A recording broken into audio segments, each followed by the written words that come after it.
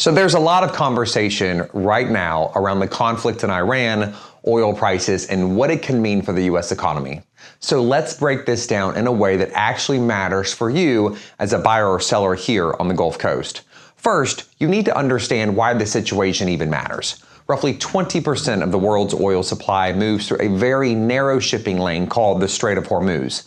And if that flow gets disrupted, even temporarily, you can see a sharp spike in oil prices. Now, oil isn't just about gas at the pump. It impacts transportation, manufacturing, shipping, almost every part of the economy. So when oil prices rise, it tends to push inflation higher. And inflation is the key driver here. When inflation rises, the Federal Reserve typically responds by keeping interest rates higher or increasing them further to slow the economy down.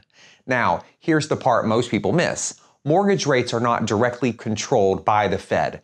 They're driven by the bond market, specifically the 10-year Treasury yield. But the bond market is extremely sensitive to inflation expectations. So if investors believe inflation is going to rise because of higher oil prices, mortgage rates tend to rise as well. And that's the chain reaction. Geopolitical conflict, oil supply shock, higher oil prices, rising inflation, pressure on interest rates, and then of course, higher mortgage rates. Now, what does that mean for you locally? Well, for buyers, timing matters. If rates move up even 1%, your purchasing power drops significantly. Same house, higher monthly payment. So if you're already in the market and financially ready, waiting could cost you. For sellers, this is about understanding your window. Demand is still strong right now, but if rates rise, affordability tightens, and then that can shrink your buyer pool.